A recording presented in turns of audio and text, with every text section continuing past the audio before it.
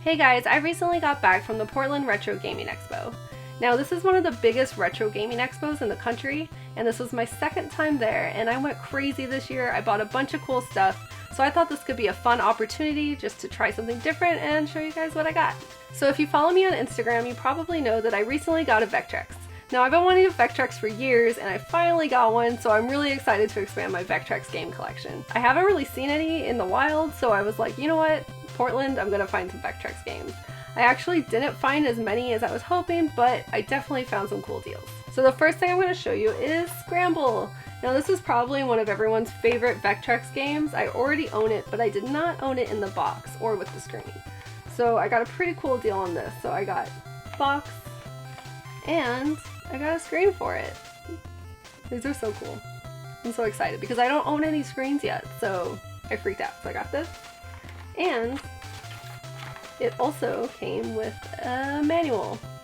So complete inbox Scramble on Vectrex. I'm happy. As you can tell, the box is a little beat up. There's like tape on it and it's really smushed.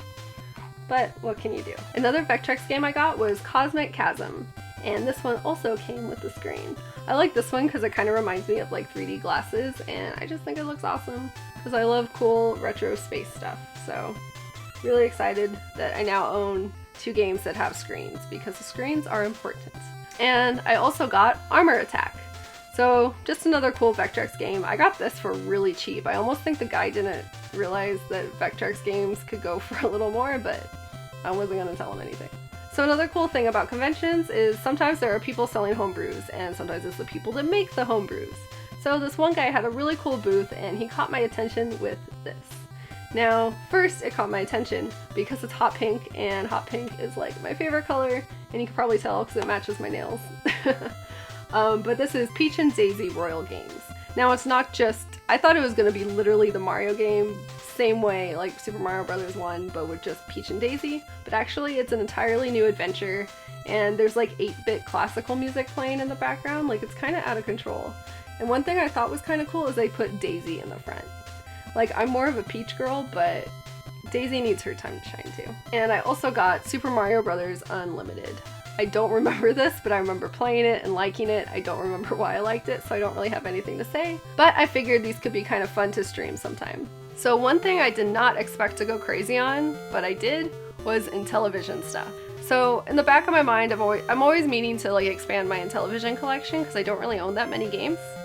And this guy was selling, I don't even remember, it was like 2 for $1, and they were like decent games. So I went crazy and got a ton of Intellivision games. I'm not going to go through them all because there's like a pile right now and it's kind of ridiculous. So one cool thing I did not expect to buy, but I totally did, was an Intellivoice. So what's cool about this is that it just adds voices to Intellivision games, which was really hard to do back then. And I believe only 5 games were made for this, so it was discontinued rather quickly. It wasn't successful. So I just thought it was a cool thing to own. It's a cool part of video game history. I really like the Intellivision, so it only makes sense that I would own this at some point. So yeah, and I found it in the box. Awesome. One thing I was on the lookout for this year was Sailor Moon games for the Super Famicom. I loved Sailor Moon as a kid. I actually got my Super Nintendo modded to play Super Famicom games just so I can play my Sailor Moon game that I got as a kid.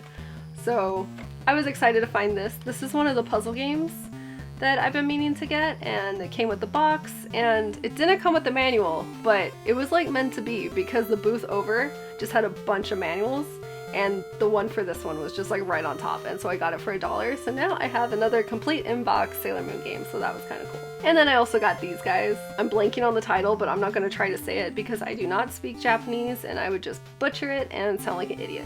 So for the time being, Sailor Moon games.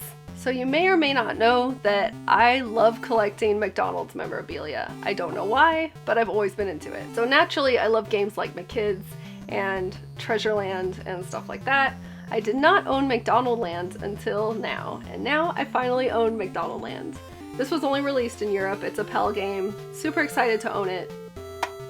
Totally gonna be playing this soon. So naturally, I probably also have a fondness for other 80s and 90s weird mascot games.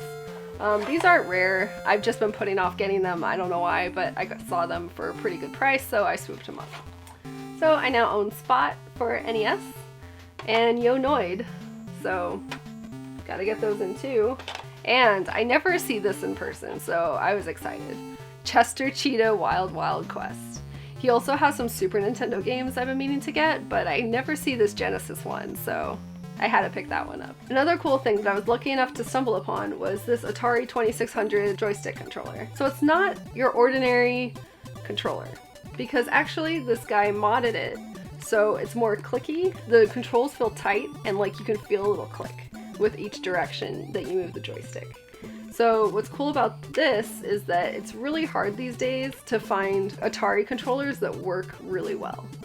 So the fact that this guy is modding actual Atari controllers to make them tighter and better, that's awesome. So I definitely picked up a couple of these. So this next piece of hardware is cool because I've been wanting to do more Game Boy Advance, Game Boy, and Game Boy Color games. But I do not really want to use the Retron 5 because it's an emulator system and it's laggy and it's just kind of shitty. So finally I got the Game Boy player for the GameCube. So what's cool about this is that it attaches to the bottom of your GameCube like so. And you just use this little part right here, you stick in your Advance or Game Boy Color or just regular Game Boy games, and it plays them right off your GameCube. And it's not emulated, it's legit. Legit is how I roll.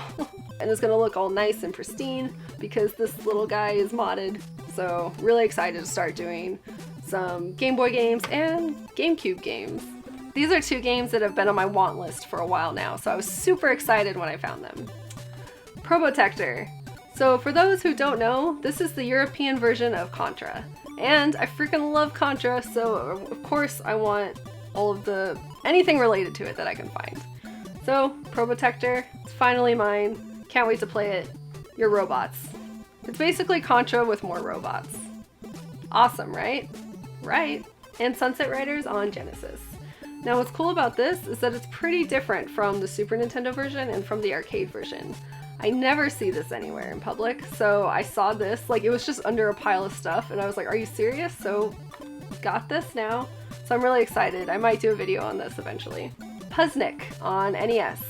Now, I love puzzle games. More specifically, I love NES puzzle games. I don't know why, I just freaking love them. I've been meaning to get Puzznic for a while. Saw it, grabbed it. Gunsmoke. Classic game, super fun, highly recommend it. For some reason I never owned it, now I do. And Werewolf the Last Warrior. I do not know why I wanted this. I don't remember anything about it. It's just been on a list for about 2 years now and I never see it anywhere. So I saw this and I was like, okay, let's pick it up. Hopefully I didn't make a mistake. We'll see. And finally, Revenge of Shinobi. So if you watch my Shinobi arcade playthrough, that was my first time playing anything Shinobi related. And after playing it, I was like, okay, I need to play the other games. So finally on this one, more Shinobi is definitely coming for me. So those were my pickups from Portland Retro Gaming Expo 2017. Do you want to see more videos like this? Let me know. Thanks for watching.